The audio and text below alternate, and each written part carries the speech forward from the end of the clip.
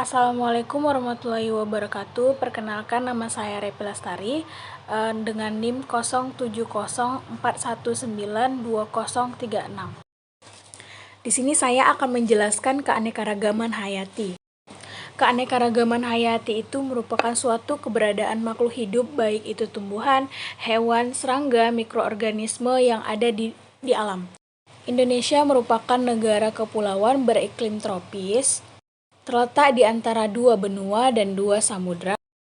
Secara biografis, bentang alam Indonesia membentuk bioregion yang dapat dipisahkan antara flora dan fauna Asia dan Australia, sehingga terbentuklah garis Wallace dan garis biogeografi seperti garis Weber.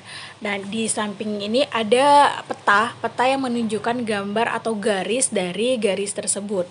Ngomong keanekaragaman hayati, pasti keanekaragaman hayati ini tempatnya adalah hutan. Hutan ini merupakan salah satu tempat berkembang biaknya makhluk hidup, baik itu tumbuhan, hewan, mikroorganisme lainnya, ataupun jasad lainnya. Keanekaragaman hayati di Indonesia ini memiliki tingkat keanekaragaman yang tinggi. Dengan memiliki tingkat keanekaragaman yang tinggi ini, Indonesia memiliki keunikan tersendiri. Berdasarkan riset Kementerian Pendidikan dan Kebudayaan, keunikan keanekaragaman hayati Indonesia memiliki banyak hewan dan tumbuhan langka, ataupun hewan dan tumbuhan yang endemik atau penyebarannya yang terbatas. Untuk tumbuhan yang ada di Indonesia diperkirakan memiliki 25% dari jenis tumbuhan berbunga, dan Indonesia merupakan negara ke-7 terbesar dengan jumlah tumbuhan mencapai 20.000 jenis, kemudian 40% endemik atau asli Indonesia. Famili tumbuhan orsidase atau anggrek-angrekan memiliki 4.000 jenis tumbuhan yang banyak di Indonesia. Kemudian ada famili Pterocarpaceae memiliki 3.860 jenis. Kemudian famili Nepenthes sebanyak 68 jenis. Berdasarkan data IUCN 2018, jumlah tumbuhan di Indonesia yang terancam punah mencapai 437 spesies, terdiri atas 1.016 spesies kritis, kemudian 94 spesies genting, dan 227 spesies rawan atau rentan. Kemudian serta resiko rendah, data kurang. Menurut data IUCN Red List mencatat jumlah spesies hewan yang terancam punah mencapai 6.900 spesies pada tahun 2022. Jumlah tersebut meningkat 2,55% dari tahun sebelumnya sebanyak 16.479 spesies.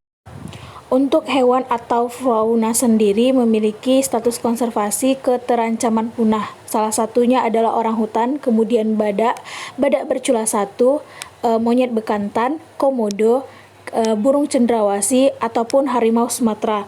Mereka memiliki status keterancaman punah. Salah satu untuk melestarikan keanekaragaman hayati baik flora maupun fauna adalah cagar alam. Cagar alam ini merupakan kawasan suaka alam yang memiliki keunikan atau kekhasan tumbuhan baik flora maupun fauna. Selain cagar alam, adapun taman nasional. Taman nasional ini berfungsi atau bertujuan sebagai pelestarian fauna atau flora yang ada di Indonesia dan sebagai ilmu pengetahuan untuk penelitian, rekreasi ataupun pariwisata. Kemudian ada Taman Hutan Raya. Taman Hutan Raya ini adalah kawasan pelestarian alam yang memiliki tujuan untuk koleksi tumbuhan dan satwa guna untuk menghindari dari kepunahan. Salah satu hutan raya yang ada di Indonesia adalah Hutan Raya Bukit Barisan. Hutan Raya Bukit Barisan ini terdapat di Sumatera Utara, khususnya di Brastagi, Kabupaten Karo.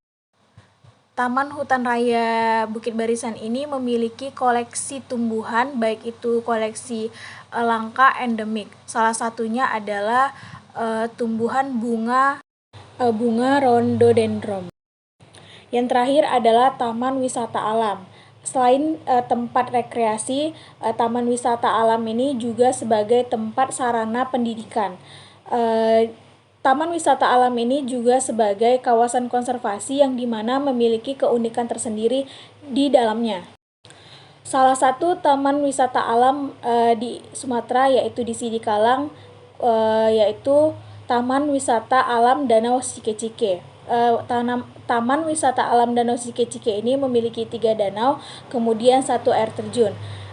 Di Sumatera terdapat Taman Wisata Alam ini terdapat berbagai jenis anggrek dan paling banyak ditumbuhi berbagai jenis anggrek.